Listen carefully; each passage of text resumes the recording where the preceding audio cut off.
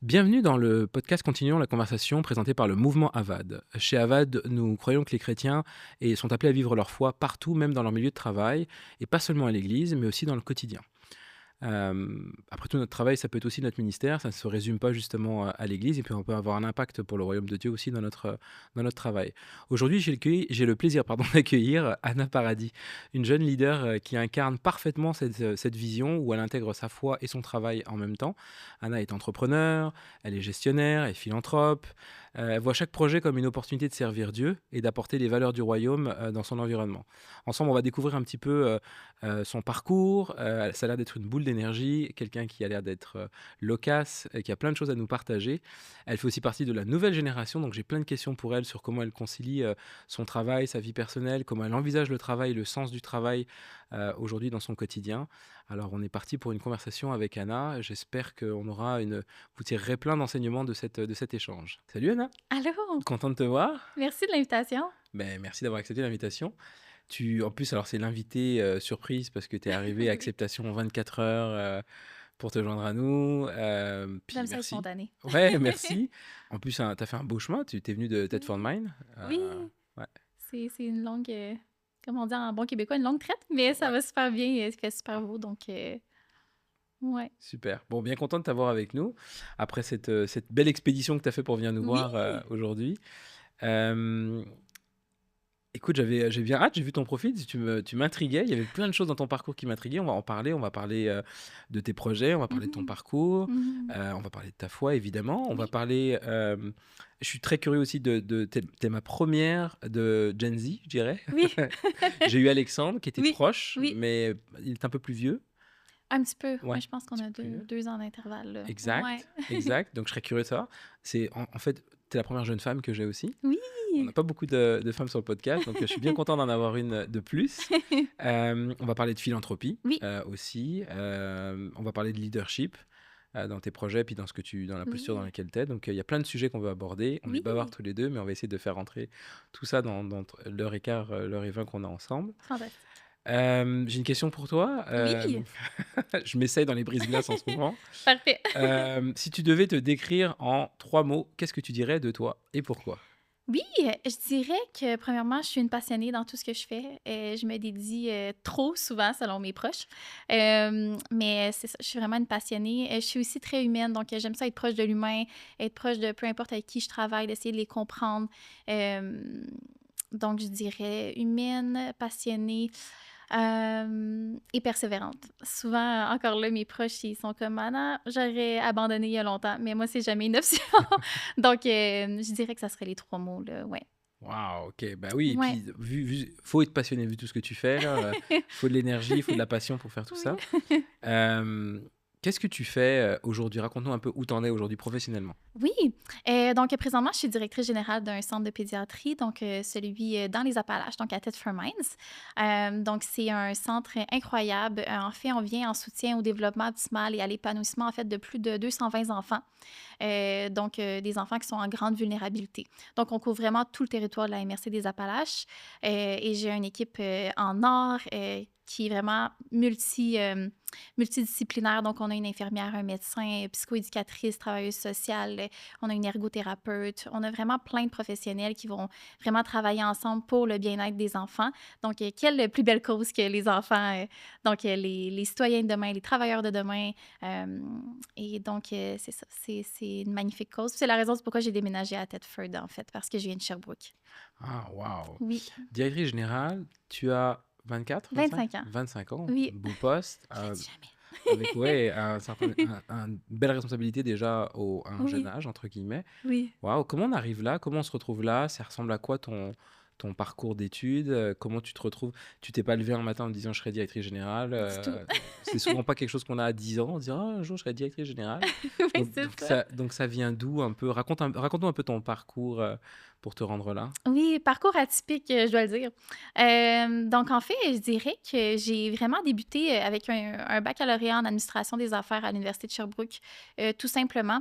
Très tôt, là, à 18 ans, je dis tout le temps que j'ai eu une jeune carrière parce que dès 18 ans, je suis rentrée, dans le domaine bancaire. Donc j'ai rentré, en travaillant dans une banque. Et j'ai travaillé quand même pour 2 ans et demi, 3 ans environ. Donc, en faisant mon bac, je travaillais beaucoup, j'allais à l'école. Et j'ai toujours eu un rêve de faire un MBA aussi en gestion internationale. Donc, l'international, ça a toujours été une grande passion. Pourquoi l'international? Euh, j'ai toujours, et c'est drôle parce que ma famille je suis un peu le mouton noir parce que ça vient vraiment pas de ma famille, mais j'ai toujours eu une passion pour qu'est-ce qui était vraiment les autres cultures, apprendre des autres pays, aller voir c'est quoi qu'il y a ailleurs en fait, parce que je crois pas que notre petite bulle, c'est préférable à rester puis à vraiment se mettre confortable. Même dans ma vie en général, quand je suis confortable, pour moi, c'est mauvais signe. Je dois me trouver un nouveau défi. J'aime ça apprendre. Donc, vraiment qu'on ait la chance puis vraiment cette bénédiction-là de pouvoir aller voir ce qui se fait ailleurs puis d'apprendre des autres, c'est vraiment ça qui m'intéressait. Donc, j'ai vraiment voulu au niveau même professionnel aller deep down, aller creuser c'est quoi qui se passe ailleurs. Donc, très jeune, j'ai eu cette fibre-là qui s'est allumée et j'ai eu une opportunité de travail pour la Croix-Rouge canadienne suite au domaine bancaire. Là, je fais ça rapidement, mais ça a été quand même une bonne transition dans ma vie qui serait peut-être pertinent même qu'on peut l'aborder plus en détail. Mais quand j'ai choisi de me tourner plus au niveau humain, ONG, humanitaire et tout, c'est vraiment là que ça s'est révélé encore plus être mon domaine de vraiment travailler pour les humains, avec les humains. Et c'est là que j'ai eu mes premiers postes plus au niveau leader, gestionnaire. Donc, j'ai vraiment découvert 2 passions pour moi qui étaient l'international, qui était le domaine aussi du leadership. Et j'ai travaillé pour eux durant 1 an et demi environ. Donc, gestionnaire d'équipe. Après ça, j'ai été gestionnaire adjointe aux opérations pour leur opération COVID-19 au Québec. Donc, j'ai travaillé un peu partout dans le Québec. Je voyageais, je m'amusais, je voyageais un peu partout. J'allais vraiment instaurer des équipes un peu partout au Québec avec leurs gestionnaires, les former, les accompagner, être en relation avec les différents partenaires parce que c'était le pic de la COVID. Donc, on était avec les 4 EPI, je travaillais avec le gouvernement, avec les équipes d'épidémie, vraiment différentes parties prenantes là, pour s'assurer que nos équipes, en fait, soient sécuritaires. Puis comme tu t'ennuyais pendant la Covid, tu as aussi parti une entreprise? Oui, oui, je suis au début. Oui, avec un partenaire, on a créé la première boulangerie artisanale à Quaticook. Et ça a été un beau projet de développement à très jeune âge. Mon Dieu, je me souviens même plus j'avais quel âge. Je devais avoir 20 ans environ, 21. Mais on s'est parti dans ce projet-là et présentement, je ne l'ai plus, j'ai laissé mes parts, mais c'est encore actif à ce jour. Mais oui, on a développé de A à Z cette entreprise-là. Donc, ça a été super, ça aussi. Waouh! Puis d'où ça vient, toute cette, ce foisonnement de projets, cette envie de faire toutes ces choses-là? Est-ce que c'est quoi ton environnement familial ou est-ce que c'est ça qui a permis ça ou ça vient de toi? C'est ton envie, Mhm. tes besoins? Oui, je dirais que quand on me demandait qu'est-ce que je voulais faire plus tard, ma réponse était toujours pourquoi je dois choisir? Je veux tout faire. Si j'avais pu avoir 17 vies, j'en aurais eu 17, puis j'aurais été passionnée dans mes 17 vies, j'en suis certaine. Parce que je trouve que tout est intéressant à apprendre. C'est vraiment une soif d'apprendre qui m'a toujours intéressée. Et ma famille est extraordinaire, mais c'est ça, comme je dis, je viens pas de. Mon domaine ne fait pas partie de la culture familiale, si je pourrais dire ça Non, comme mais ils t'ont ça. encouragé, manifestement. Exactement. Donc, ils ont toujours été là, mais c'est sûr qu'ils me trouvaient différente. Là. Ils se demandaient. Souvent, les gens vont choisir la stabilité financière, au niveau même des avantages sociaux et tout. Moi, j'y allais plus envers ce que j'aimais, oui, envers mes passions, puis envers aussi. Tu sais, j'ai toujours remis mes choix aussi dans les mains de Dieu parce que j'ai. Il y en a qui pourraient dire que j'étais folle. Moi, c'était plus.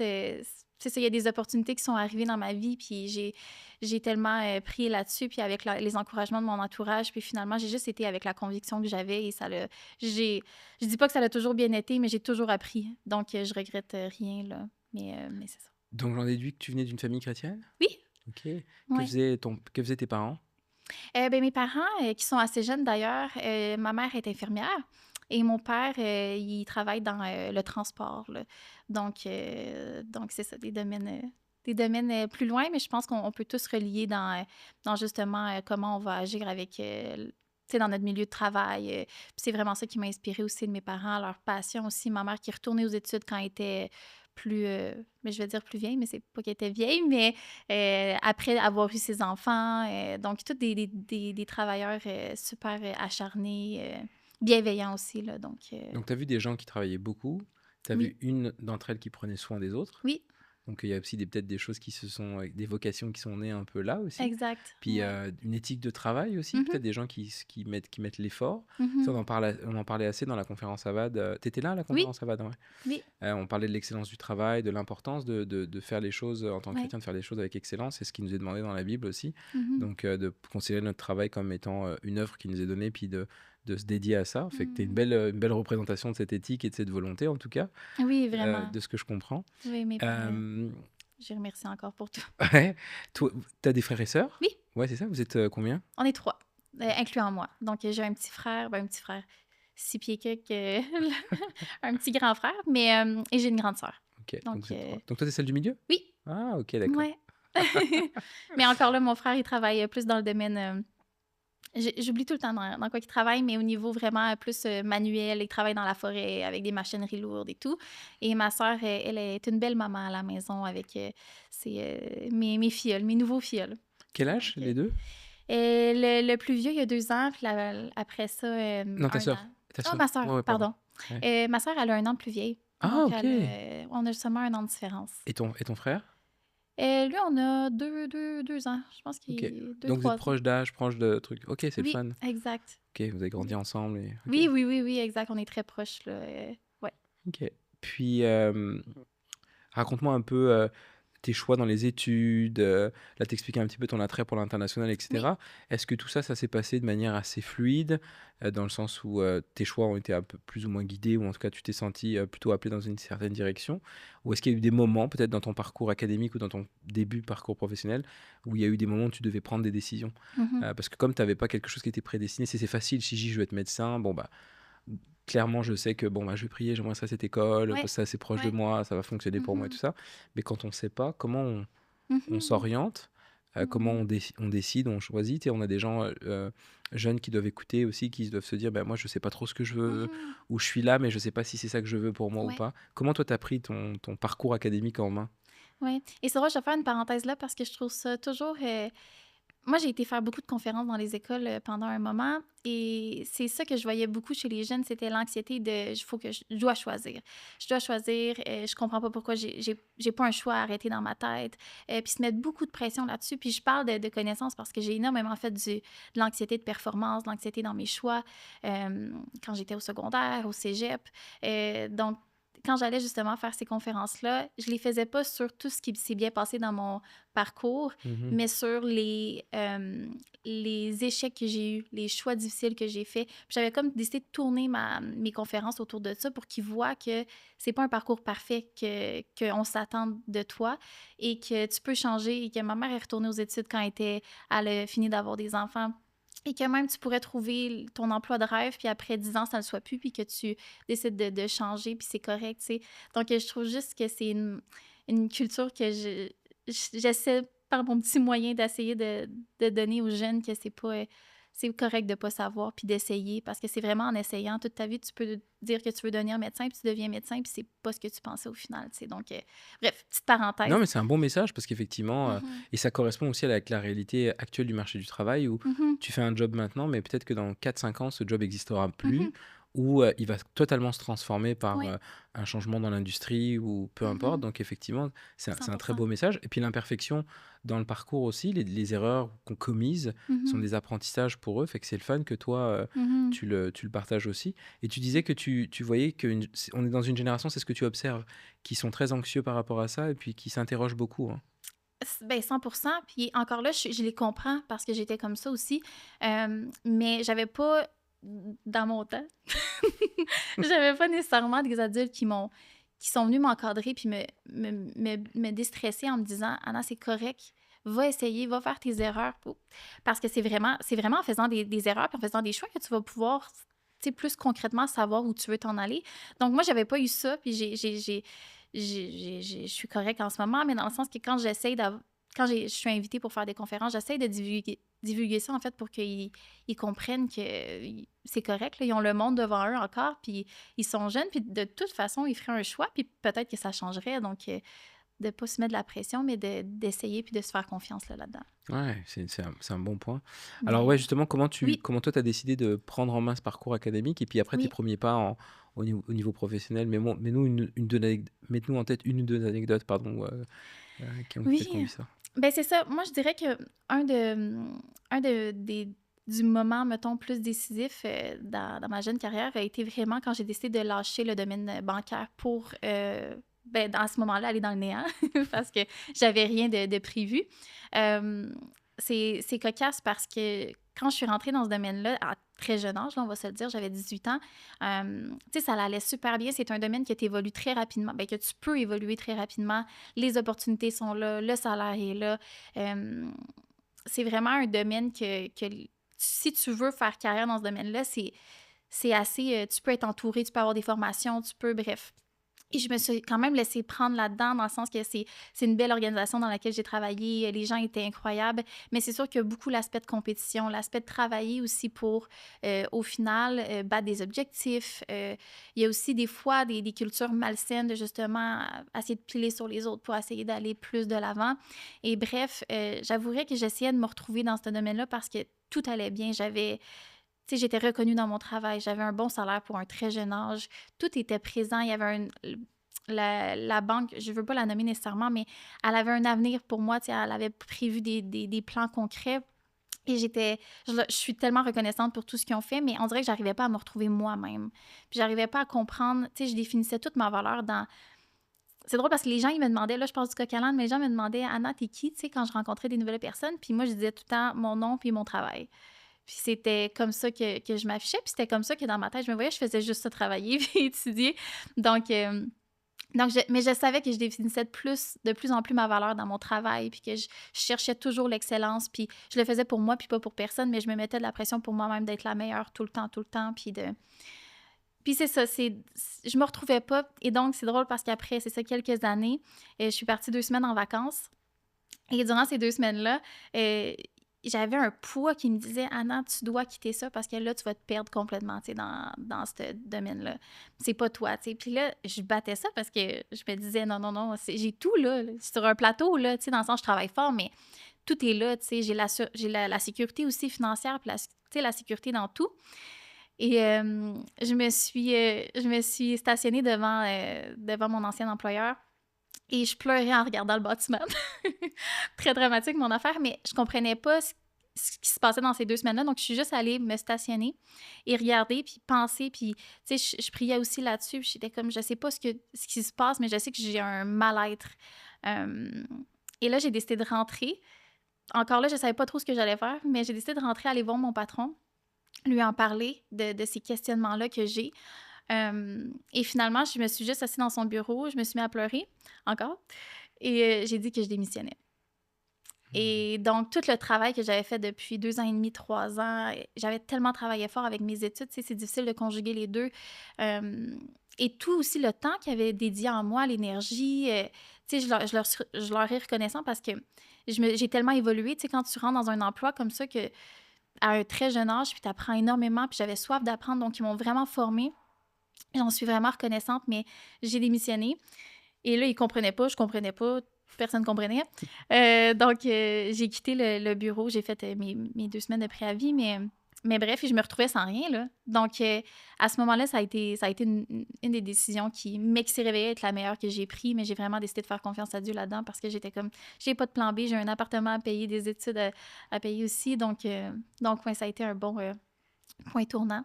Et dès là que j'ai créé la compagnie avec mon ancien partenaire, j'ai eu une opportunité d'emploi littéralement 1 semaine après un contrat que j'ai pris de à peu près 4 mois.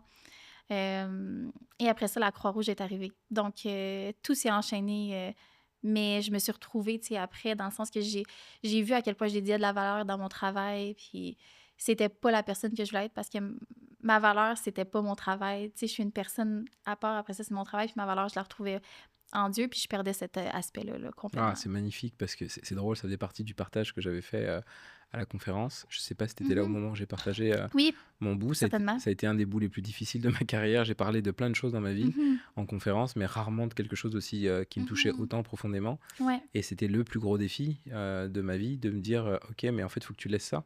Tu as eu la belle sagesse très tôt. Ouais. D'avoir entendu cette voix-là parce que Mhm. c'est très important de se définir trop rapidement par le travail, le statut social, Mhm. l'argent ou la sécurité qui vient avec ça. Mhm. Notre environnement nous pousse à ça en ce moment, de se Mhm. définir par notre travail, Mhm. l'assurance financière, comme Mhm. tu dis, tout est là. Mhm. Puis de prendre la décision courageuse, en fait, pas courageuse, mais plutôt la décision de foi, Ouais, à de dire, bah, en 100%. fait, Mhm. je vais être obéissant, puis j'ai l'impression que c'est pas ce qu'on me veut ou c'est pas ce Mhm. qu'on attend de moi. Mhm. C'est une belle leçon. J'espère qu'il y Ouais. en a qui entendent ça et qui se disent, ok, il faut que je sois sensible. Si jamais je sens que je suis dans une façon que Dieu a de nous parler, c'est de nous donner une paix Mhm. étrange dans des circonstances difficiles Mhm. ou de nous donner un stress alors Ouais. qu'en fait rien autour de nous Ouais. devrait nous stresser, mais Oui. on est habité par quelque chose qui fait qu'on a un malaise, un Mhm. inconfort avec quelque chose. Ouais. Et ça, pour moi, c'est une façon que Dieu a de nous dire, je pense qu'il faudrait que tu t'assoies 2 minutes avec moi parce qu'on a besoin de se parler. Parce qu'il se Mhm. passe quelque chose en ce moment et je veux que tu m'entendes. J'ai un peu l'impression que c'est comme ça Effectivement. que j'interprète et toi, tu as été réceptif à ça. Ah oui. Et Et puis je suis têtue là, dans la vie, là, donc bienvenue dans le club. mais je pense que c'est nécessaire de des fois prendre le temps là, parce Ouais. que tu te connais aussi comme personne. Là. Ouais. Puis quand tu as l'énergie et la passion qu'on peut avoir pour les choses Ouais. peut nous faire nous coûter cher justement quand Mhm. on s'entête Ah, et effectivement. qu'on manque de recul. Ouais. Mais c'est formidable que déjà, Mhm. à ton âge, Mhm. tu as eu cette capacité à prendre le recul et à dire, ok, non, là, il y a quelque chose qui marche pas. Ouais. Puis non, c'est formidable. Mhm. Et donc, la Croix-Rouge arrive Oui. parce que Dieu est toujours fidèle dans ses promesses. Donc, il est arrivé avec quelque chose de plus extraordinaire encore. Ouais. Parce que la Croix-Rouge, c'est pour toi, vu tes valeurs, Ouais. ce qui t'importe, ce qui te Ouais. parle, du cubicule marron-gris ou gris ou marron, en tout cas, dans la banque, à Ouais. d'un coup un environnement où tu bouges, où tu es Ouais. dans l'action. Ouais. Raconte-nous ces premiers pas. C c'est fou à quel point, tu sais, des fois, tu peux être dans un moment de ta vie où justement, j'avais peut-être dans ma tête tout perdu, tu sais, Ben à ce oui, moment-là, vu que je définissais tout dans ça. Puis après ça, voir justement la confiance que j'ai mis en Dieu, puis après ça, voir où que, tu sais, les opportunités qui sont venues, c'est juste encore là une parenthèse, mais c'est fou parce que la Croix-Rouge a été un cadeau là, dans ma vie. Là. J'ai rencontré une personne significative pendant ce moment-là, j'étais aussi serveuse à ce moment-là. Puis j'avais rencontré un client, en fait, qui venait manger. Étrangement, chaque jour. Puis je trouvais ça étrange parce qu'il était quand même jeune. D'habitude, c'est une clientèle plus âgée qui vient régulièrement comme ça. Mais on a commencé à parler. Et lui, en fait, il travaillait pour la Croix-Rouge, justement. Il habite en Ontario, mais il avait eu un contrat au Québec parce qu'il manquait des gestionnaires d'équipe. Et là, il m'a dit, Anna, tu devrais postuler parce que moi, je remplace à cause qu'il manque des personnes, donc ils sont sûrement en manque là, à ce niveau-là. Donc là, la Croix-Rouge a toujours été pour moi, je veux dire, quand j'ai voulu me spécialiser en international, et en plus, quand je savais à quel point je voulais travailler pour des humains, puis vraiment pour les valeurs avec, tu sais, avec moi qui étaient vraiment ben, l'humain, le mettre au cœur de mon travail, j'étais comme la Croix-Rouge représente tu sais, ça à 100%, tu sais. Et donc, j'ai postulé. C'est des grosses entrevues rentrées dans la Croix-Rouge. C'est une grosse machine, mais c'est une belle machine. C'est vraiment, je l'ai tatouée sur le cœur. Donc, j'ai eu l'emploi et rapidement, c'est ça, je suis rentrée comme gestionnaire. Mais j'ai tellement appris. Je veux dire, j'ai géré des équipes interculturelles. J'ai appris comment, justement, naviguer dans ces différentes cultures-là, cultures que j'aimais tellement, mais de vraiment comment en faire une équipe encore plus performante en alliant toutes ces belles cultures-là ensemble. On a travaillé dans des zones de crise. Mes équipes ont été incroyables. Ils m'ont tellement appris. Tu sais, moi, je me dis tout le temps que je grandis à cause de tous les gens autour de moi.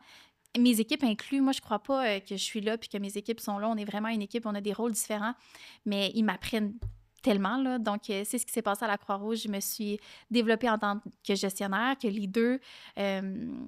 Et c'est ça. Je me souviens, la Croix-Rouge, elle me disait tout le temps, Anna, tu peux-tu prendre telle personne dans ton équipe parce que c'est ça, on a un peu de la misère. Puis on sait à quel point tu es patiente, puis à quel point tes équipes, ils vont bien. Puis j'étais tout le temps surprise de ça parce que je veux dire, j'avais de la difficulté parfois là, avec mes équipes, là, c'est du travail, mais la réalité, c'est que tu sais, je les aimais tellement, puis je voulais tellement les comprendre, puis j'étais une jeune gestionnaire en ce temps-là, mais je prenais un moment d'essayer de comprendre de où ils venaient, leur background, leur culture, puis essayer de comprendre leurs réactions, puis après ça, essayer de justement faire une équipe performante, mais avec tous les défauts de tout le monde, incluant les miens, là, mais vraiment... Donc, c'est pour ça que je dis que ça a comme été mes premiers pas en tant que gestionnaire, puis je me suis énormément développée là, puis dans une belle organisation, là. Tu gérais des gens de ton âge ou des gens plus âgés? Oh mon Dieu! Habituellement, j'étais même la plus jeune, je dirais, mais j'étais tout le temps, ça jouait tout le temps à peu près entre 20 et 70 ans, là. Ok. Donc, Des bénévoles ou des gens qui moi, t'employaient? j'avais des salariés. Toi, tu avais des salariés. Ok. Ouais. Puis, c'est quoi la vie d'une gestionnaire de, à l'époque, 23 ans, 22 ans? Oui, mon Dieu, je perds mes années, mais je pense que je suis rentrée autour de ces peut-être 22, 23, là. 22, 23. C'est Ouais. quoi le défi d'une jeune gestionnaire de 22, 23 Mhm. pour, tu disais tout à l'heure en rigolant, je dis pas mon âge, etc. Mais 22, 23, quand on Ouais. arrive, de gérer justement un panel de gens très diversifiés, de Mhm. background culturel, d'âge, Mhm. etc. C'est quoi les premiers défis? Comment ça se passe? Tu as une anecdote rigolote ou moins drôle peut-être de gestion où tu as été face à un défi? C'est sûr que, tu sais, premièrement, comme j'en fais une joke, mais même dans mon emploi actuel, je dis quasiment jamais mon âge parce que les gens, ils sont intrigués et tout, puis c'est super correct. Mais T'as peur que ça décrédibilise? pas nécessairement parce que, je veux dire, je pense que ta crédibilité t'affronte sur tes actions aussi, puis le type de personne que t'es. Mais c'est plus, les gens, ils veulent souvent savoir. J'ai l'impression qu'on rentre dans une grosse explication après parce qu'ils veulent savoir pourquoi je suis gestionnaire à cet âge-là, pourquoi j'ai un MBA à cet âge-là, blablabla. Ils ont beaucoup de choses. Et pour moi, ça a juste été mon parcours. Puis je veux jamais que. Tu sais, dans le sens que j'aurais pu vouloir devenir n'importe quoi, puis j'aurais fait mon chemin. Puis mon chemin a été ça, puis j'ai jamais prévu mon chemin non plus. Donc, on dirait que pour moi, encore là, ça me définit tellement plus ce que je fais qu'il y a Anna, puis après ça, il y a mon travail, tu sais. Donc, c'est juste une petite parenthèse, mais effectivement, ça l'a apporté toutes sortes de situations, tu sais. C'est pas tout le monde qui est très réceptif quand t'as une jeune leader qui vient gérer une équipe. Ça l'a apporté encore là toutes sortes de réactions, surtout quand t'as des personnes de partout à travers le monde. Donc, différentes façons aussi de voir même des gestionnaires qui sont des femmes. Et même quand j'étais dans le développement de mon entreprise, c'était la même chose. Tu sais, souvent, une gestionnaire, une actionnaire qui est une femme, c'est différent quand même aujourd'hui, malheureusement, tu sais. Mais je dirais que je le répète, mais quand, quand tu sais où tu t'en vas, puis que tu as un but, puis que tu transmets tes valeurs, puis ta vision à une équipe, et que tu mets tes limites, parce que je dis pas que ça a toujours été rose non plus, là, j'ai dû mettre mes limites souvent avec des réactions qu'il y a eu et tout, bien après ça, l'équipe va te suivre. S'ils adhèrent à ces valeurs-là et tout, ils n'auront pas le choix parce que s'ils voient toute la beauté que l'équipe va devenir et où est, ben, ils vont vouloir faire partie de ça. Puis surtout, ce qui était génial, c'est que dans une organisation comme la Croix-Rouge, les gens, ils sont là habituellement de cœur. Euh, c'est une organisation que, tu sais, veut pas, à moins que justement la Croix-Rouge soit engagée par le gouvernement, ça n'a pas énormément de moyens à n'en plus finir. Là. Donc souvent, les gens ils vont être là de cœur parce qu'ils voudraient une carrière où ils font des millions de dollars. Ben, ils n'iraient probablement pas à la Croix-Rouge, tu sais. Mhm. Donc moi, j'avais la chance d'avoir des gens de cœur, puis c'était tout le temps rapporter cette vision-là de nous, on a la chance de se lever chaque matin, d'aller mettre nos 4 EPI, d'aller dans la COVID au maximum, dans la mort, dans la dépression, dans tout ça, mais pour apporter du bien, tu sais, puis d'aller prendre soin des gens. Puis ça, c'est une chance que vous avez. Puis s'ils ont choisi d'être là, c'était pour ça, tu sais. C'était pas à cause de l'argent, c'était parce qu'ils voulaient aller prendre soin des autres. Donc, je dirais que c'était... Puis tu sais, je dis ça comme si tu sais, dans le sens que j'ai toujours fait ça, mais la réalité, c'est que j'ai construit aussi cette vision-là, tu sais, c'est vraiment ma jeune carrière puis les équipes que j'ai eues qui m'ont forgée en tant que gestionnaire, mais c'est comme ça que je le voyais là, à l'époque, là.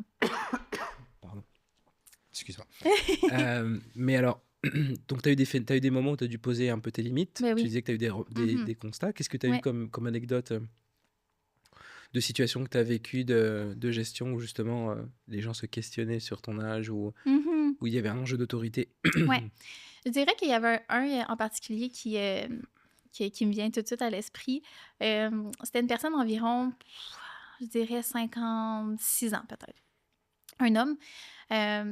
Et lui, il s'était engagé dans la Croix-Rouge parce que justement, il était à sa retraite, puis il voulait il voulait redonner au suivant. Mais quand il a vu que j'étais jeune, petite, puis tu sais, vous me voyez pas dans les caméras, mais tu sais, je suis quand même 5 pieds 3, je suis toute petite. Je pense qu'il a fait le saut, là, puis il s'attendait pas à ça. Et il a commencé à être vraiment impoli devant l'équipe, tu sais, puis à me confronter devant l'équipe.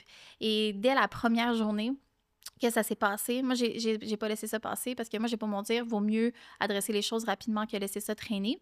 Donc, je l'ai pris à part, puis je lui ai juste demandé, j'ai dit, tu sais, ce commentaire-là, pourquoi, tu sais, je voulais comprendre, j'ai dit, pourquoi t'es fait et tout, et devant l'équipe. Et là, il essayait de me dire que justement, ça sera pas une petite qui allait lui dire quoi faire, puis que lui, il avait une carrière dans un autre domaine complètement, mais de 40 ans et blablabla.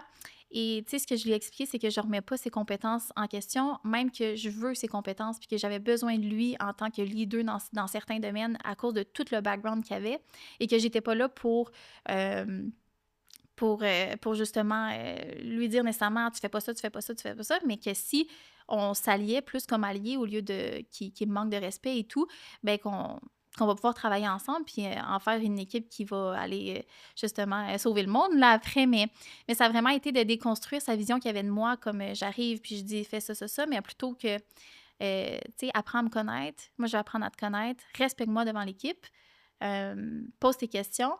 Mais moi, je suis là pour que toutes tes qualités, tes compétences soient mises en lumière puis qu'on puisse les utiliser pour en faire une équipe performante, tu sais. Fait que je pense que c'est d'apprendre à connaître l'autre dans les deux sens, l'équipe envers toi, moi envers l'équipe, puis de prendre le temps de les apprendre à les connaître, de faire même des... Je faisais souvent des jeux au début des sessions pour vraiment qu'ils puissent connecter ensemble. Parce que c'est facile, hein, dans une équipe que ce soit des petits tapons de personnes puis que personne ne se parle. Mais je pense pas que c'est ça qui va mettre une équipe soudée.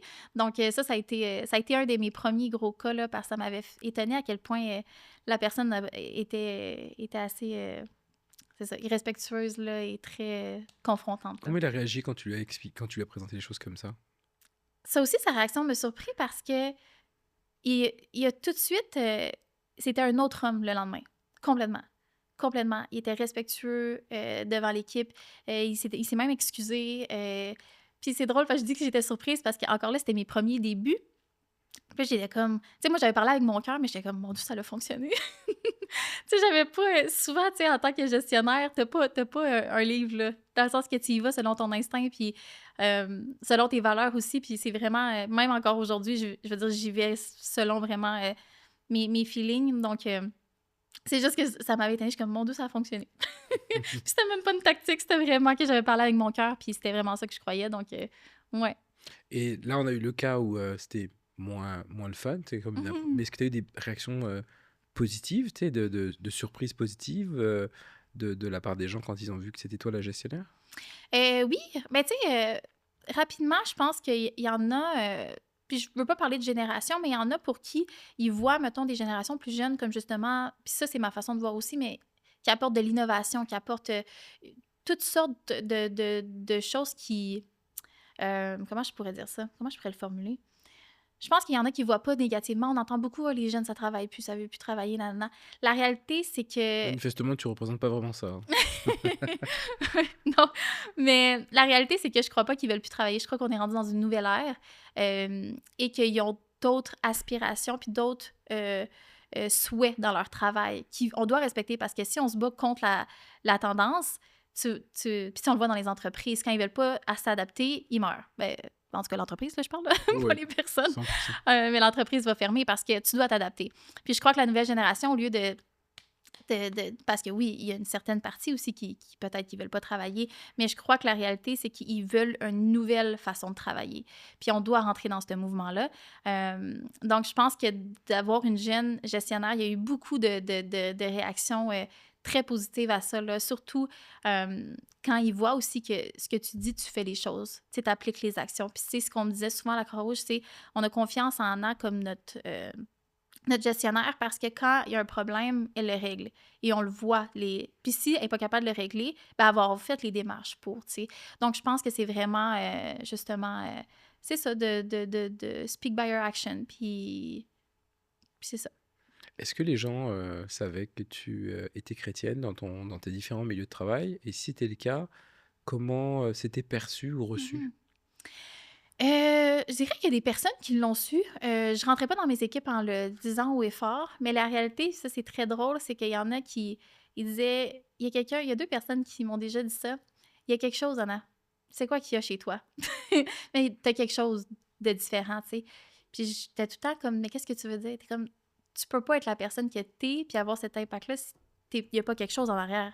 Donc c'est quoi qu'il y a en arrière?» Puis, tu sais, c'est là qu'on pouvait, tu sais, entamer le pas, mais je crois que c'est toi qui disais ça à la conférence Avad ou peut-être pas. Mais, tu sais, si tu as le choix entre le crier haut et fort puis essayer de le faire assimiler à quel point tu crois en Dieu puis tout, ou de le démontrer par tes actions, choisis par tes actions, tu sais. Parce que la réalité d'aujourd'hui, c'est que c'est pas tout le monde qui va avoir une réception, mais si tu démontres tout l'amour que tu as pour les humains puis toute la ben c'est ça, si tu fais resplendir Dieu dans tes actions puis dans tes gestes, ben ça va parler encore plus. Puis c'est ce qui est arrivé la plupart du temps. Ou dans mon emploi actuel, il y a une jeune qui est venue me voir puis qui m'a dit: «Toi, tu crois-tu en Dieu?» Puis là, ça apporte des dialogues encore là. Mais à cause de ça, il y a mon milieu de travail a commencé à savoir, puis ça me fait toujours plaisir, là. Mais c'est vrai que je ne l'aborde pas de prime abord, mais il y a eu des situations cocasses où que c'est ça. Ça s'est su, puis c'est parfait comme ça. Et est-ce que tu eu des gens qui étaient c'est quoi les réactions là? Tu disais, tu avais l'impression qu'il y avait des gens qui ont été curieux, il y a eu des gens qui ont réagi comment? Est-ce qu'il y a des gens qui ont voulu aller jusqu'au point de dire: «Ah bah, tu m'as intrus dans ton église, je serais curieux de voir» ou c'est allé jusqu'où, Est-ce que j'ai pas entendu la dernière fois, tu je mets quoi? je disais, tu as eu des gens qui ont été curieux là, manifestement tu quelqu'un qui est venu te voir en posant des questions aussi sur Oui. la foi et tout ça.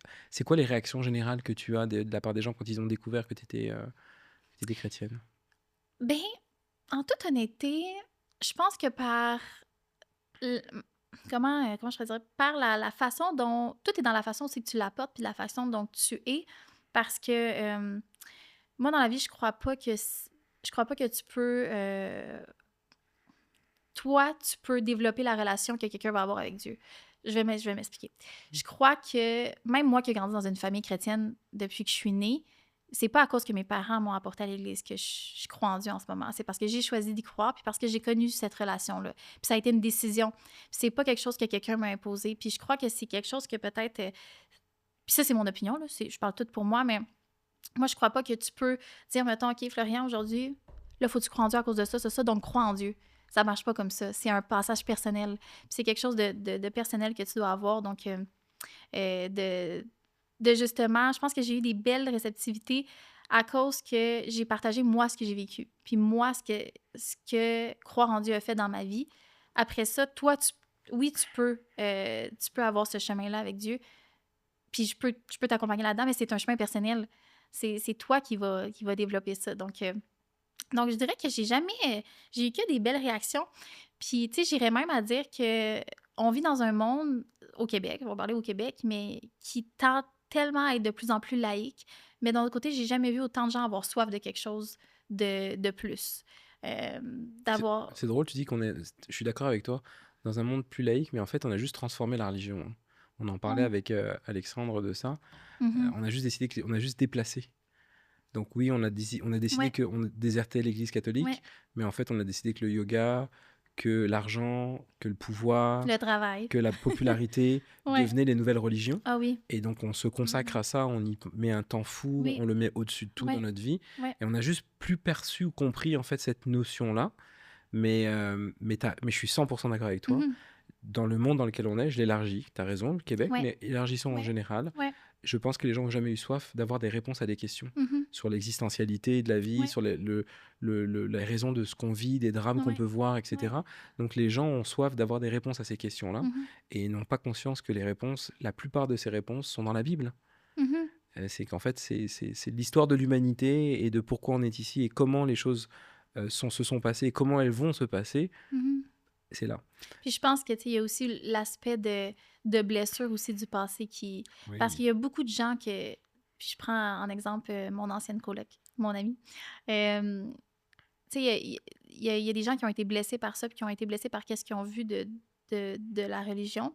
Et, tu sais, de découvrir la foi chrétienne à travers moi, ça lui a fait changer complètement la vision qu'elle avait. Donc, je pense qu'il y a aussi ça de... On bloque Dieu à cause de tout le passé, puis qu'est-ce qui a été associé à ça. Mais la réalité, c'est que c'est pas de ça qu'on parle, mais c'est de vraiment la relation que tu as avec Dieu, puis pas au niveau religion, mais vraiment au niveau de la relation, puis c'est ça, Il y a une confusion de l'Église c'est ça. avec les gens qui la représentent et Mhm. Dieu. Mhm. Donc on est fâché contre l'Église, mais ça n'a rien à voir avec Dieu. Ce Mhm. que les hommes font, on vit dans un monde Exact, déchu, donc forcément les gens qui exact. représentent sont faillibles, commettent Mhm. des erreurs, sont mauvais en général, Mhm. mais ça n'a rien à voir avec Dieu, ça a à Mhm. voir avec l'humanité, avec qui Mhm. on est.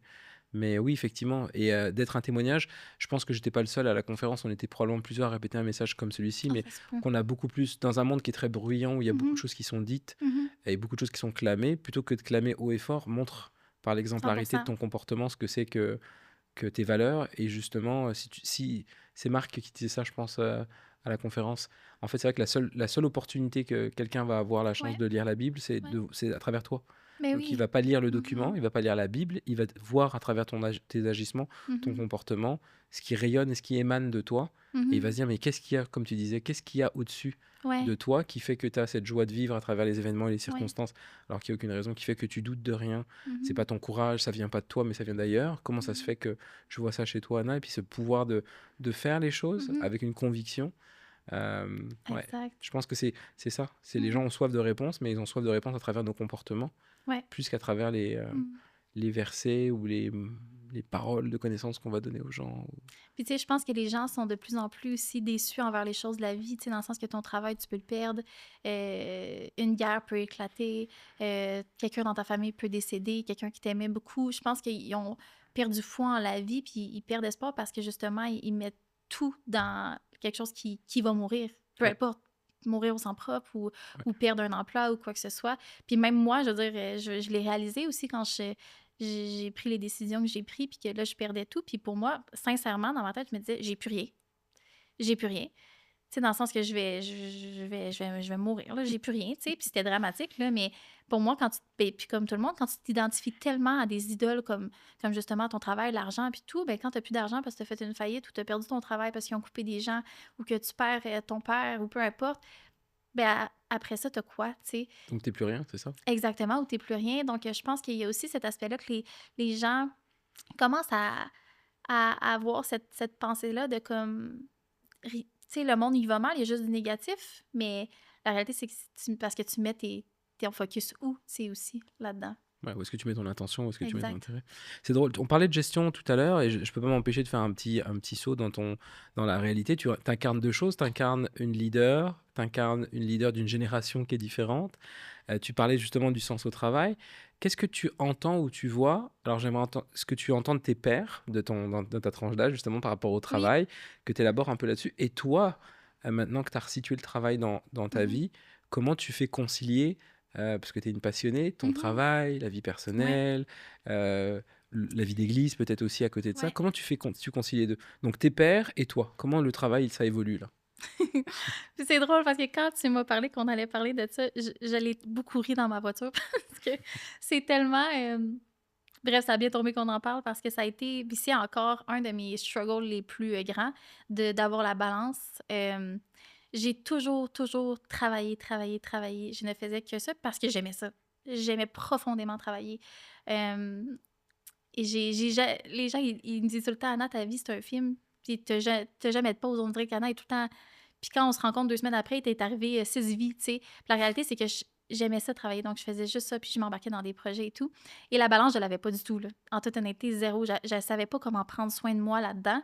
Puis comment avoir cette balance-là qui va permettre d'avoir une pérennité dans, dans mes projets et tout, au lieu que j'arrive à un point où que je suis comme là, j'explose, tu sais, parce que j'ai plus d'énergie, je suis vidée, tu sais. Ça a été mon struggle de vie depuis que j'ai commencé à avoir une jeune carrière. Et j'ai beaucoup travaillé là-dessus parce qu'il est arrivé certains moments dans ma vie que j'ai été obligée. Mais ce qui fait en sorte que là, je pourrais dire que j'ai vraiment atteint un pas pire balance, mais j'ai encore du travail à faire. Puis je pense que ça va être du travail pour moi qui va être un travail d'une vie de me le rappeler que Comment tu fais pour équilibrer? c'est ça, exactement. Mais tu sais, moi, mettons, en ce moment, euh, c'est triste, là, mais c'est par des alarmes, des post-it, des blocs dans mon agenda de travail, que je peux vraiment équilibrer le fait que j'apporte pas mon ordinateur la fin de semaine quand je vais voir ma famille et tout. Je sais pas si tu voulais des actions aussi concrètes que ça, mais Ouais, moi, c'est des petites actions parce que je suis vraiment pas bonne, là. Je promouvois dans mon équipe, OK, il est midi, je veux que tout le monde arrête de travailler puis qu'il aille prendre soin d'eux puis qu'ils mangent. Mais moi, je suis pas une leader qui le démontre. Parce que moi, le midi, j'étais avec mon lunch en train de travailler, puis je finis à 8 heures le soir, puis je prends aucune pause. Je pense que j'ai jamais pris une pause de ma vie. Donc, tu sais, pourquoi selon toi? ben, c'est vraiment parce que j'ai des mauvaises habitudes de travail. Puis j'avais de la misère à décrocher puis à prendre soin de moi. Je sais pas, j'ai toujours eu de la misère avec ça. Donc, c'est pour ça que je disais que c'est cocasse parce que c'est actuel. Et je veux être quelqu'un qui incarne ce qui promouvoit parce que je le crois en la balance. Mais il faut que tu comprennes qu'est-ce que tu cherches à combler par ça. Ouais, Parce qu'il y a probablement quelque chose qui prend pas place, qui fait que je dans tout... pense que, ouais, je pense que c'est il y a peut-être plus profond que ça, là, mais mes intervenantes pourraient le dire. Mais non, je pense que c'est que j'ai. Puis là, je veux dire, c'est mon interprétation, mais je sais que j'ai jamais arrêté dans ma vie beaucoup. Puis je pense que c'est aussi une habitude. Vraiment, l'aspect d'habitude, c'est peut-être moins profond qu'on pense, là, mais l'aspect d'habitude, je pense, qui doit être développé. L'aspect de. Parce que je suis juste une passionnée.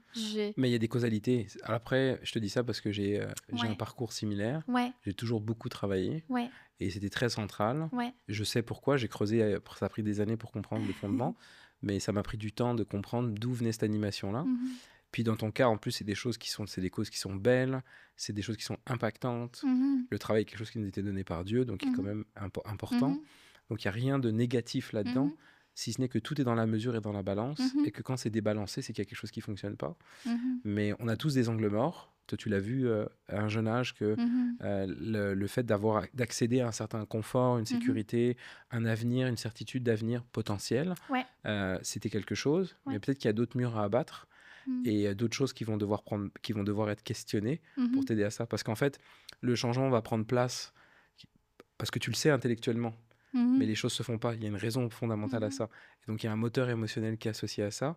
Et donc, il y a quelque chose de profond qui est associé à ça. Ouais. Puis, on est dans une société, ça, c'est moi, je pense que c'est le contraire quand on pense à la Mhm, nouvelle génération. On dit, ah, ils veulent pas, ils veulent pas. Je ouais. suis tout à fait d'accord avec toi. Ils veulent, mais pas la même chose, Mhm, différemment. mhm, Mais n'empêche qu'ils peuvent tomber dans un truc qui était le problème des boomers, qui est le problème des milléniaux aussi, ouais. c'est d'être tout le temps affairé.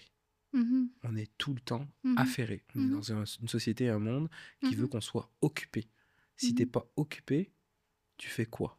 mhm. Et c'est À mal vu 100%. d'avoir Ah oui, 100%, je suis des d'accord. temps de pause, Ouais. etc., d'avoir des moments Mhm, réflexifs, méditatifs, ouais. contemplatifs. On n'a rien dans notre vie. Tout Mhm. nous pousse à être dans l'occupé Ben oui, puis constamment. avec ton cellulaire et ton ordi, tu sais, t'as la stimulation à portée de main. Constamment. Puis c'est une bataille, je crois que. Puis tu sais, moi, qu'est-ce qui a été mon élément qui a aussi déclenché mon ralentissement, puis qui m'a vraiment fait travailler encore plus davantage là-dessus, puis qui a amélioré aussi cette balance-là, ça a été la naissance de mes filles. Et quand j'avais une raison, pas que ma famille n'était pas une raison, mais Mhm. quand j'avais une raison, parce que quand ils sont venus au monde, c'était comme mes enfants, je les aimais tellement, je voulais tout le temps être avec eux, que pour la première fois, mes fins de semaine, je travaillais pas parce que je voulais passer tout le temps que j'avais avec eux. Ça a été un élément déclencheur qui m'a fait slacker de travailler. Et aussi, comme j'ai dit, tu sais, au travail, je voulais incarner ce que je disais. Donc, ça aussi, ça a été un élément quand une de mes collègues est venue me voir et m'a dit Anna, hein, toi, tu nous dis tout le temps là, de prendre soin de nous, blablabla, de décrocher, de prendre des pauses, mais toi, tu es tout le temps dans ton bureau. Puis parce qu'elle avait été très directe, puis j'avais fait c'est vrai, t'as raison. T'as raison, comment je peux te dire des choses que je fais pas, tu sais? Donc, j'ai commencé le midi chaque midi, en tout cas, j'essaye, d'aller dîner avec elle, des fois, juste dire, bon, les filles, on prend une pause, là, tout ensemble, arrêter de travailler. Puis ça a vraiment été encore là des aspects que j'ai. C'est ça que j'ai souhaité instaurer petit peu par petit peu. Je crois pas que c'est quelque chose que tu peux virer ta vie à l'envers puis dire maintenant j'ai la balance parfaite, mais des choses comme ça que je travaille, même le soir, tu sais, à 5 heures, j'ai une alarme qui me dit là, Anna, arrête de travailler, va marcher, puis tu reprendras le travail demain. Donc, C'est bien, c'est des ouais, bonnes je astuces. pense que c'est ça. Puis d'être bien entourée aussi, tu sais, moi, j'ai ma directrice clinique qui est avec moi, puis quand je travaille trop, elle me le dit directement, puis là, Anna, c'est le temps que tu rentres chez toi, là. Puis là, je dis, c'est vrai. Tu sais, d'être bien entouré aussi, ça l'aide. Mais effectivement, on n'a jamais eu autant de stimulation, là. Ouais, d'incitatif en tout cas, être D'incitatif, occupé. effectivement. Et c'est très valorisé dans notre société d'être très occupé. Mhm. Tes pères sont tes pères du même âge, donc des gens Oui. de ta génération. Tu as l'impression que c'est aussi la même réalité? Ils sont très occupés, leur travail est quelque chose qui prend beaucoup de place dans leur vie? Je dirais que c'est une bonne question. Je dirais que oui. Cependant, je ferais une petite nuance, parce que j'ai beaucoup étudié là-dessus aussi. Dans mon MBA, j'ai été étudier au Danemark et au Mexique pour aller me spécialiser dans des choses. Au Danemark, je me suis spécialisée dans le leadership et l'intelligence émotionnelle. Et c'est venu, ça m'a fait en sorte que j'ai décidé d'aller un peu fouiller dans cette génération-là. Qu'est-ce qu'ils cherchent pour vraiment essayer de les comprendre? Puis, tu sais, je fais partie de la génération, mais de vraiment aller pouvoir l'expliquer, même d'une manière aussi scientifique, puis une manière des études de marché qui ont été faites et tout. Et c'est ça la réalité, c'est que je crois que en ce moment, si tu t'adaptes justement à cette génération-là, ils vont tout te donner dans leur travail, mais tu dois comprendre qu'en ce moment, leurs inspirations, c'est ils veulent avoir cette liberté-là d'avoir une balance. Ils veulent voyager. Le voyage n'a jamais été aussi prisé qu'en ce moment. Les jeunes, ils veulent voyager. Ils veulent avoir leur Noël avec leur famille, avec leur chum, avec leur blonde, peu importe. Ils veulent avoir la flexibilité de dire, ben j'ai un rendez-vous chez le médecin à 10 heures, je vais y aller. Il ne faut pas que j'écrive un paragraphe comme ça du pourquoi je suis partie au médecin au lieu de travailler. T'sais. Ils veulent faire du télétravail. Juste instaurer le télétravail dans ma clinique, ils n'avaient pas avant, mais j'ai dû convaincre mon conseil d'administration du positif d'apporter, je dis pas de télétravail à temps plein, mais d'apporter cette notion-là. Qu'est-ce que ça leur apporte, eux? Puis c'est quoi le bénéfice qu'on va aller chercher à la fin? Parce que la réalité, c'est que tout le monde a du lavage à faire, tout le monde a du ménage, l'épicerie. Puis la vie passe vite, la semaine passe vite. Puis je crois sincèrement que les petites choses comme ça, en ce moment, c'est plus on devrait peut-être le mettre, c'est nécessaire. C'est ça que les jeunes, ils recherchent. Puis après ça, ben, dans leur travail, ils vont tout donner. Puis je parle en le voyant dans mes dernières équipes, dans mon équipe actuelle. J'en ai géré au-dessus de 10, 15 équipes dans ma jeune carrière. Puis ces notions-là ont fait en sorte que l'équipe est encore plus performante. Puis mes recherches ont mené à ça aussi, là. Intéressant. Donc un monde du travail, tout ce que tu disais, qui doit évoluer, qui doit intégrer des nouvelles tendances, qui doivent écouter un peu plus aussi ce que ces générations ont comme Écoutez, c'est bon. attente, Ouais, observer, ouais. adapter. Puis ça ne veut pas dire qu'on n'a pas le droit, ce que je dis souvent, de mesurer ou d'évaluer Mais finalement non. si ça marche ou pas. Moi, je l'ai vu aussi Oui. d'instaurer du travail hybride. On avait dit, on va le mettre de manière temporaire, Ouais, sortie de pandémie, ouais, j'ai pour fait la voir même comment chose. ça allait Ouais. évoluer. On a pris une période de test, on a regardé. Et qu'est-ce qui se passe quand les gens ils voient une marque de confiance de l'organisation? Ben, ils veulent se montrer, comment dirais-je, dignes de cette confiance. Et Oui. généralement, ils leur donnent super bien. Mhm. Et donc, ça continue à fonctionner. Et dès que dans le groupe, il y a des choses qui ne fonctionnent pas, bah, le groupe s'autorégule. Donc, les gens qui potentiellement Ouais, sont à la traîne ou ne sont moins ouais, collaboratifs sont nommés ouais. immédiatement, puis ils se remettent dans le pas. Mhm. Donc, généralement, ça crée une bonne dynamique. Donc, en fait, de ramener de la confiance, je Ouais, pense, respective là-dedans. C'est bon, à 100%. c'est des bons points. Euh, Tu parlais de données. Parfait, transition pour moi pour parler de philanthropie. Qu'est-ce qui t'a poussé à t'investir en philanthropie? Qu'est-ce que tu fais en philanthropie et qu'est-ce qui fait que tu te sois Ouais. investi là-dedans? La philanthropie, ça me donne toujours le sourire parce que je trouve encore là que comment je pourrais dire, encore là une bénédiction qu'on a de pouvoir faire de la philanthropie puis de s'intéresser à la philanthropie. Ça, c'est parti d'un jeune âge parce que j'ai toujours fait du bénévolat. Puis là, on va voir le lien, mais je me suis toujours investie en bénévolat parce que je trouvais que c'était tellement différent de ce qui était prôné dans le monde ben là, j'ai dépassé de 30 minutes, j'espère que tu vas me le payer. Mais c'était pas ça, c'était, hey, je vais aller dédier ma journée au complet pour aller aider tel organisme, tel projet, tel événement, telle personne. Je trouvais ça fascinant. C'est pour ça que depuis mon doux le secondaire, je gagnais des genres de diplômes de la personne qui avait fait le plus de bénévolat ou je sais pas quoi. Parce que j'aimais tellement ça, je trouvais ça fascinant. Puis ça me redonnait beaucoup, évidemment, aussi, là, tu sais. Donc, ça m'a toujours intrigué cet aspect-là de donner sans nécessairement attendre quelque chose en retour qui est relié à la philanthropie, tu sais. Et quand je suis rentrée dans mon emploi actuel, là, déjà 1 an, il y avait un gros aspect de philanthropie parce que moi, je suis rentrée dans le domaine communautaire. Quand je travaillais pour la Croix-Rouge, j'étais plus au niveau c'était un ONG, c'était quelque chose de différent. Là, c'est le niveau communautaire. Euh, ben, la réalité, c'est que tu n'as pas le financement à 100% tu sais, dans ces places-là. Donc oui, il y a des levées de fonds à faire, il y a des partenariats, des bailleurs de fonds. Nous, on a au-dessus de 20 incroyables partenaires corporatifs que chaque année, ils décident de nous donner un montant pour permettre à ces enfants-là d'avoir un suivi. Parce que si c'était pas de nos suivis, ben les enfants, il y en aurait pas. Tu sais. On travaille vraiment en partenariat avec la DPJ, le CIS, la commission scolaire, pour pouvoir offrir le meilleur accompagnement à ces enfants-là qui sont en grande vulnérabilité. Donc, c'est quelque chose d'essentiel, là, mes filles, mon équipe. Oh là, maintenant, j'ai rendu avec un homme aussi, je peux plus dire mes filles, mais mon équipe, ben, elle travaille de façon exceptionnelle chaque jour. Puis moi, mon travail, c'est, entre autres, c'est de m'assurer que, justement, ben, il y a un avenir pour ces enfants-là. On en a 220, là, c'est pas à négliger. Donc, l'aspect philanthropie prend, je veux pas dire un pourcentage, mais prend une énorme place dans mon travail présentement. Et je trouve ça passionnant. Oui, c'est du travail, mais à chaque fois que je serre une main d'un partenaire ou de peu importe la caisse ou peu importe la personne qui nous donne du financement, je leur demande tout le temps pourquoi vous donnez. Est-ce que je peux vous renseigner sur la cause? Pour moi, le montant du chèque est important, mais est-ce que tu connais le pourquoi tu donnes, l'importance que ça a? L'équipe de travail vient visiter, vient rencontrer les personnes incroyables qui travaillent avec ces enfants-là, vient visiter nos locaux, comment on est installé. On n'est pas dans un sous-sol en train de mettre plein d'air climatisé parce qu'on est en train de suffoquer. On a des beaux locaux. Euh, pour moi, tu peux pas me donner un chèque sans être au courant de où tu donnes, tu sais. Donc, pour moi, c'est un aspect... j'ai la chance de pouvoir voir plein de personnes de cœur généreux, de voir la population se mobiliser. Là, on a une guignolée qui s'en vient. On a au-dessus de 60 bénévoles qui sont juste dans les rues, qui sont partout dans la MRC des Appalaches au complet, qui vont aller donner de leur journée pour aller récolter des fonds pour ces enfants-là, qui vont aller se geler dehors, mais qui vont s'amuser à être en pyjama avec des guirlandes de Noël, des speakers en train de chanter, puis voir des gens qui vont s'allier à ça, puis des donateurs qui vont faire surface. Je trouve ça magnifique qu'on ait la chance dans l'ère actuelle de pouvoir dédier un montant de nos profits de l'entreprise et tout à des causes, puis il y en a des causes. Dans chaque région, ils vont en avoir des causes parce que les besoins sont là, les besoins au niveau des enfants, des personnes handicapées, des personnes aînées. Il y a des causes pour tout, tout, tout, tout, tout.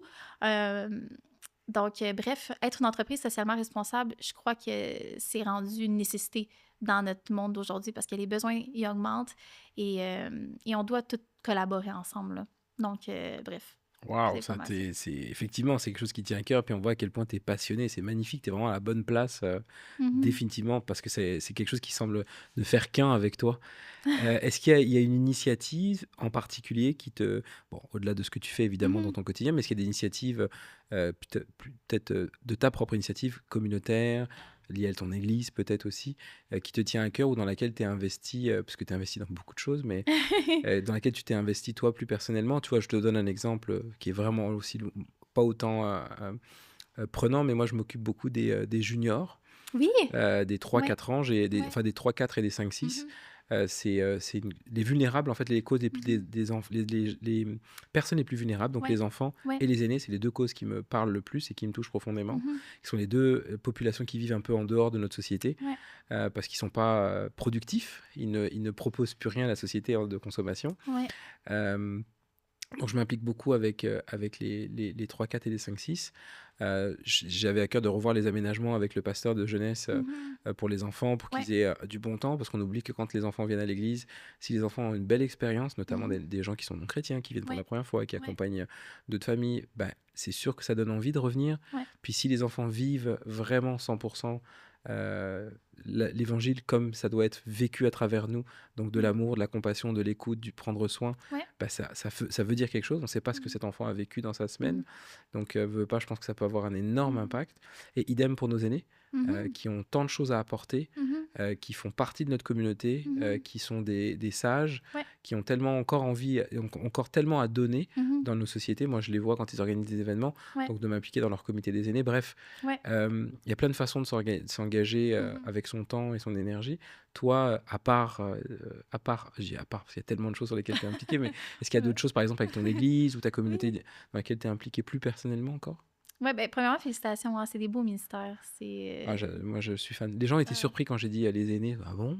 Je dis ouais, ouais. Ah, mais je comprends amplement. Puis, tu sais, je vais même faire une autre parenthèse. Je suis bien bonne dans les parenthèses, là, mais euh, les enfants, je trouve qu'ils sont sous-estimés parce qu'ils peuvent nous apporter tellement, tout comme les aînés, mais là, je reviens aux enfants parce que c'est plus mon domaine. Mais moi, je sais que, tu sais, quand on dit l'innocence d'un enfant, tout ce qu'ils peuvent nous apprendre, ils ont leur visage qui voient le monde dans leurs yeux. Puis, dans notre travail, en tout cas, moi, j'apprends énormément des enfants qui passent la porte par chez nous, puis je pense que de justement s'impliquer auprès d'eux, c'est la meilleure chose pour qu'ils deviennent des personnes complètes. Mais Mais bref, je pense soyez que comme des déjà en enfants, hein. partant, c'est ça exactement, C'est ce qu'on déjà nous en demande. partant, ils sont incroyables. Soyez comme des enfants. Ouais, C'est ce qu'on nous dit. Et quand tu les exact. regardes, tu dis ok, je comprends. Ah, Je cent pour comprends. cent.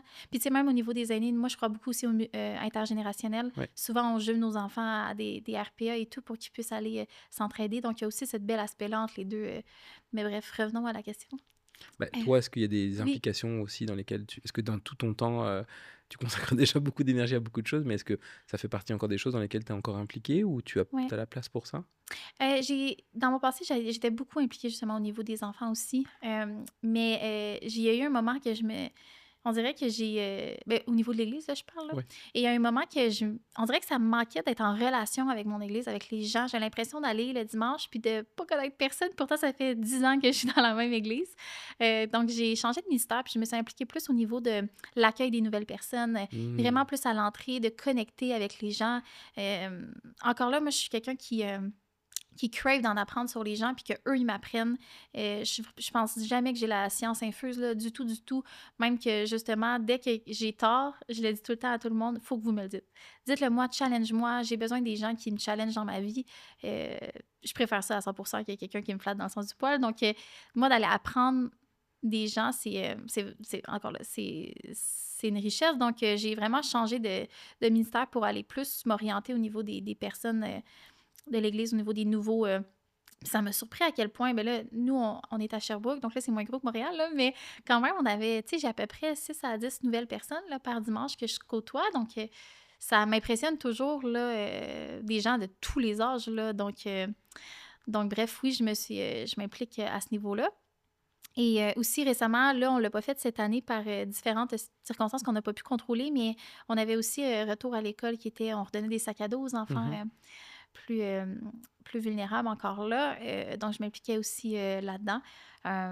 Et sinon, mon troisième implication, c'est plus que je supporte ma famille, là, ma soeur avec ses bébés. Là, elle est encore enceinte, 3 bébés en 3 ans. Donc, j'essaie d'être là aussi pour elle et pour ma famille parce que ça bouge, ces petits-enfants-là. Oh Mais oui, oui. Puis les premières années sont extraordinaires, mais c'est oui. aussi très exigeant. Ah oui, exact. Ça demande de la présence et de l'énergie. Donc, à mon avis, Ouais. t'es un renfort et un soutien qui est le bienvenu pour Mhm. ta sœur. Ouais. Ouais. Donc beaucoup d'implications, beaucoup de Mhm. projets, beaucoup de sujets sur lesquels toi tu es passionné et puis Ouais. impliqué. Je suis très impressionné, je t'avouerai, Ah, par ton parcours et par ta sagesse merci. à un si jeune âge Mhm. de maturité sur certains sujets et de distance. C'est certain qu'à mon avis, tu vas avoir un parcours assez brillant pour la suite. Je Merci. m'inquiète pas du tout pour toi. Euh, Où est-ce qu'on te retrouve à l'église, toi? T'es où? C'est quoi ton église locale? Axe 21. Ok, d'accord. Ouais. Euh, là, présentement, on est au cégep de Sherbrooke. Donc c'est là. Ok. Puis qu'est-ce qu'on imagine pour la suite pour toi? Est-ce qu'il y a d'autres projets encore à venir ou Ben, c'est sûr que, je veux dire, moi, ma tête n'arrête pas, là. Donc, c'est sûr que j'ai plein de beaux projets que je pense. Il y a l'aspect aussi de redonner, donc d'enseigner, qui m'intéresse énormément. Ça se jume très bien avec un emploi, mais de vraiment, avec un MBA, ça me permet de pouvoir enseigner à l'université. Donc ça, c'est quelque chose qui m'intéresse énormément aussi. J'aime énormément former, enseigner, faire les conférences. Donc c'est un aspect que j'aimerais peut-être Développer. développer puis aller donner, tu sais, en ayant une jeune carrière, on dirait qu'il y a un aspect encore plus, je me sens encore plus connectée aux étudiants dans un certain sens. Qu'est-ce que tu enseignerais? Il y a des sujets qui t'intéressent? Oui, le leadership m'intéresse C'est à ça que je énormément. pensais, ouais, évidemment. Ouais, ouais. M'intéresse énormément. La gestion multiculturelle m'intéresse énormément. Encore là, la gestion internationale, c'est une de mes passions. Euh, donc, ça serait vraiment plus dans ces créneaux-là. L'entrepreneuriat aussi. Mais tout m'intéresse. Mais oui, donc ça, c'est un projet à venir certainement, là. Mais tiens, puisque tu en parles de l'enseignement et de le fait d'enseigner dans le leadership, Mhm. quel est ton point de vue sur l'enseignement que tu vois ou ce qui est prôné dans le leadership et Ouais. surtout notamment sur le leadership féminin? Qu'est-ce que tu en penses? Aujourd'hui, on fait une distinction très forte entre le leadership et le Ouais. leadership féminin, comme s'il y avait deux types de leadership maintenant. Hmm. Fait que je serais curieux de savoir, c'est quoi ton point de vue par rapport à ça? C'est une bonne question. Euh, je, je dirais que... Là, tu me corriges, OK, si je vais pas dans la direction souhaitée. Non, non, vas-y, vas-y. Mais moi, étrangement, j'entends la notion, mais pour moi, je trouve qu'il y a un leadership général qu'on doit tous avoir. Je vais m'expliquer, OK? Ouais, vas-y. Vas-y, vas-y. Mais c'est sûr que il y a le leadership féminin, le leadership des femmes apporte cet aspect-là de caring, de prendre soin, de comprendre, d'aller plus profond. Et dans mes, tu sais, quand j'ai été me spécialiser en intelligence émotionnelle, justement, les femmes avaient beaucoup plus, selon les recherches menées partout dans le monde, avaient beaucoup plus de cette intelligence-là émotionnelle qui faisait en sorte qu'il y ait des équipes. Mais les équipes, comment je pourrais dire, ils se développaient d'une certaine façon que peut-être au niveau d'un leadership plus masculin, il manquait. Donc, tout cet aspect-là, c'est sûr qu'en ce moment, dans notre société, on a besoin de cet aspect-là, qui peut se retrouver dans le leadership masculin 100% aussi.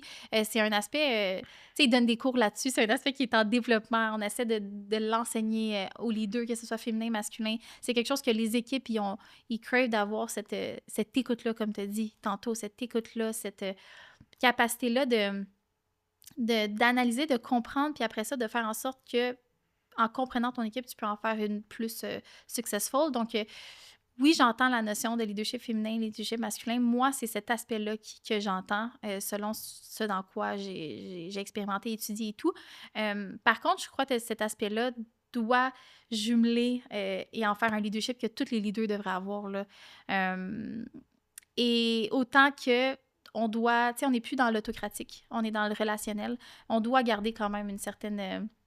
tu sais, ça dit pas non plus de laisser faire n'importe quoi. On doit avoir un cadre, on doit gérer nos équipes parce que c'est comme, tu sais, des enfants, tu les encadres, tu les aimes à la folie, mais il faut que tu les encadres. Puis c'est comme ça, une équipe aussi veut savoir où tu t'en vas. Tu sais, j'écoutais un podcast justement ce matin, puis ça disait... là, je me souviens plus du mot parce qu'il était en anglais, là, mais qu'est-ce que ça disait? C'est que ton équipe va être ce que toi t'es et ce que tu prônes. Et autant les choses que tu vas vouloir incarner dans ton équipe, autant les choses que tu vas vouloir laisser aller, ça va avoir un impact. Je sais pas si tu comprends. 100%. Donc là, j'essaie de le reformer en français, mais en gros, c'est ça. Donc, ce que tu vas laisser aller puis que tu vas pas accorder d'importance, qui aurait dû avoir une importance, ça va avoir un aussi grand impact que ce que tu vas prôner. Donc, tout ça pour dire que je pense qu'on doit vraiment faire le milieu puis avoir vraiment un leadership qui va être relationnel, qui va être authentique, qui va être humain et qui va être... on n'est plus vraiment au Québec au niveau... verticale de comme on connaît même pas c'est qui notre gestionnaire, complètement détaché du terrain. On n'est plus du tout comme ça, là, on est vraiment plus en relation. Donc, c'est vraiment autant féminin, masculin. On doit avoir un leadership qui va être, c'est ça, relationnel, puis qui va avoir cette intelligence-là émotionnelle. On est obligé d'en avoir. Puis Dieu nous a créé, les deux essences font partie de Dieu. Ouais. Donc il nous a créés ensemble pour, Mhm. pour l'idée, pour Mhm. co-lider et co-gérer sa création. Donc il y a une raison à ça. Ouais. C'est parce que l'équilibre se trouve dans les deux. Et juste te dire, je partage exactement ton avis. Je pense qu'aujourd'hui, c'est un débat, un faux débat. Mhm. C'est un débat qui part dans une mauvaise direction, qui crée Mhm. de la polarisation une fois de plus. Mhm. Alors qu'en réalité, le leadership dit féminin devrait s'inspirer de pratiques masculines, les bonnes, Mhm. Et vice-versa, le Oui, leadership masculin doit s'inspirer des bonnes pratiques du leadership féminin, mais en fait, doit parler de leadership tout court. ben oui. Et après, c'est juste en fonction de l'individu qui est derrière. Bah, il va avoir une tendance ou une facilité à aller Mhm, dans un côté, mhm, et il faut qu'il s'inspire de ce qui lui n'a pas mhm, dans sa gestion. Donc mhm, si moi j'ai un leadership très participatif, mhm, c'est facile pour moi de rassembler puis de mobiliser, mhm, mais c'est plus difficile pour moi d'être autoritaire mhm, et discipliné. mhm, Bah, il y a des femmes qui sont très bonnes à avoir de l'autorité et être disciplinaires, mais qui ont mhm. plus de difficultés à être dans le participatif et la 100%. mobilisation. Bah, c'est la combinaison des deux qui amène un 100%. leadership balancé et Ouais. équilibré. Et c'est un faux débat, j'ai l'impression, en ce Mhm, moment dans les organisations, on essaye de faire vivre un leadership type féminin, à mhm, le valoriser, mhm, évidemment au regard d'un leadership qui serait donc mauvais. Et le mauvais mhm, leadership serait potentiellement plus masculin, aurait des mhm, comportements mhm, plus collés au masculin. Ce qui est faux, là encore une fois. C'est des mauvaises mhm. attitudes, des mauvais comportements qui pourraient être attribués à l'un ou à l'autre, peu Alors, mais importe. comme tu l'as dit, il y a des femmes qui sont super autoritaires puis qu'ils laquent en intelligence émotionnelle. Donc, Ouais. c'est vraiment un truc de leadership, point. Où, qu'est-ce que les équipes ont besoin présentement? Puis qu'est-ce que tu... C'est quoi lac en français? Tu Qui manque, manques. ouais, Qu'est-ce que qui tu manque. manques? Ouais. C'est vraiment ça. Puis on a la chance d'avoir plein de belles formations partout à travers le monde sur plein de sujets. Donc après ça, tu vas chercher ce qui te manque. Mais effectivement, là. Ouais, non, définitivement. Puis je te vois bien, tu disais enseignante ou conférencière, je te vois vraiment très très bien avec la maturité, le temps passé et quelques années Mhm. de plus en arrière de la cravate pour donner un peu plus Oui. de, de, de contenant encore à ce que tu vas présenter là. Mais déjà, je te vois bien dans le chemin pour pouvoir partager tes apprentissages. Puis tu es quand même un très bel exemple dans une nouvelle génération de type de leader, Mhm. d'entrepreneurs, etc. De, de, de ce que tu peux amener dans les entreprises. Tu parlais d'innovation, justement, Ouais. d'un regard frais, d'une approche de leadership qui était plus ouvert à la collaboration, plus dans l'écoute, etc. Ça, c'est Mhm. super intéressant. Mhm. C'est bon parce que ça casse un peu le préconçu d'une génération qui est peut-être un peu pas assez Ouais. ambitieuse, Ouais. qui serait pas assez, qui serait très demandante ou exigeante, alors que j'entends tout l'opposé chez toi, Mhm. qui donnerait Mhm. pas assez. Je pense que de ton côté, tu fais ta part. Donc c'est bon, je suis content parce que Ouais. c'est ce que je souhaitais, rencontrer quelqu'un de Mhm. ta génération, quelqu'un qui a cette posture-là en ce moment, de Mhm. cœur et Mhm. aussi qui est rendu là dans son parcours professionnel. Fait que je Mhm. peux que te souhaiter le meilleur, en tout cas Hey, merci beaucoup. pour la suite. Ouais. Où est-ce qu'on peut te retrouver, donc à part là où tu es directrice générale? Ouais. Comment on peut contribuer? Où est-ce qu'on peut te retrouver? Si tu fais des conférences, des événements, si tu participes à des choses, où est-ce Hmm. qu'on peut te croiser? Bon, on peut te croiser à Axe 21, Oui, je vais être à l'accueil peut-être. c'est ça. Ben oui, effectivement. Mon Dieu, j'ai jamais eu cette question-là qu'on peut me retrouver. Est-ce qu'il y a des événements où tu vas participer à quelque chose? Ben, en toute honnêteté, des événements, on en a énormément, tu sais, au niveau de mon travail. Là, comme j'ai dit, ça va être la Guignolée qui va être le 14 décembre. Je vais être là, Parfait. mais à Thetford. Mais après ça, le podcast va être diffusé après. Fait que ça, on oublie ça. Mais techniquement, peu importe, là, je suis pas très réseaux sociaux non plus. Je suis comme une Tu fais bien. grand-mère, là. Tu fais bien. Ouais, C'est une bonne chose. exactement. J'en ai pas moi non plus. Non, ben, je veux dire, tu sais, le temps qu'on a de libre, on essaie de le passer avec les gens, là. Donc Mais ton bref. organisme, comment on peut contribuer peut-être, ou comment Oui, on peut trouver les actions que vous faites ou la mission? Ça peut être intéressant de donner de la lumière aussi à ton... oui. Sur notre Facebook, là, je sais pas si ça se fait de mettre un lien ou peu importe, je peux dire le Ouais. lien aussi, mais mon centre, c'est le Centre de pédiatrie sociale des Appalaches. Tout notre quotidien est là-dessus. Je publie pas mal tout ce qui se passe. Bien sûr, tu sais, on ne vit que par... quasiment que par les finances, là, les dons généreux qu'on a. Donc, tu sais, même s'il y a des donateurs qui souhaitent contribuer, on m'appelle. Puis encore là, je suis très relationnelle, hein, donc on s'appelle, on va prendre un café, puis on discute de ça ensemble. Donc, Facebook, site Internet, peu importe. Euh, mais ça serait pas mal... La mission, rappelle-nous la mission, Oui, prendre soin des enfants, 220 enfants qui sont vulnérables. ouais, de 0 à 18 ans, en situation de grande vulnérabilité, sur les territoires de vraiment toute la MRC des Appalaches.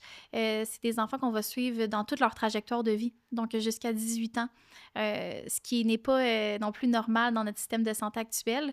On est habitué souvent à des in and out, mais nous, on a vraiment le soutien professionnel jusqu'à leurs 18 ans. Donc, ils ont accès à un médecin, à le soutien au niveau psychologique, travailleur social, psychoéducatrice, peu importe ce qu'ils ont de besoin.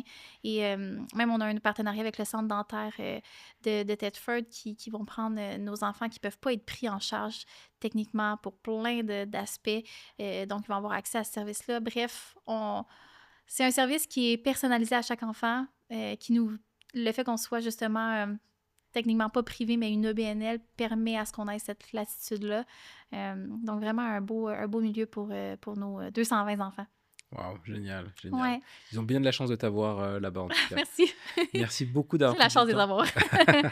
Merci beaucoup d'avoir pris du temps, Oui, d'avoir fait la route, d'être venu me rencontrer, d'avoir pris du temps précieux avec nous oui, aujourd'hui avec merci. moi. Merci à toi. J'espère que, en Mhm. tout cas, cette conversation va pouvoir inspirer certains de Oui. passer à l'action dans Mhm. le bénévolat, dans des projets, dans la Ouais. philanthropie. Tu es un bel exemple à suivre pour ça. Je te souhaite le meilleur pour la suite. Je suis Merci. sûr que je vais te retrouver dans quelques années, encore une fois, dans un autre beau projet ambitieux dans lequel Probablement. tu vas contribuer. Donc, je te souhaite le meilleur pour la suite. Probablement. Et puis, merci beaucoup, Anna, Hey, pour mais ce temps et merci cette à belle toi. conversation. Merci à toi. Puis ça va toujours me faire plaisir de parler là, si jamais. Mais peu importe à qui, là, mais je suis tout le temps disponible. Je suis pas inquiet, on va te retrouver quelque Mais part. oui. Merci de m'avoir invité. Merci, Anna. Salut.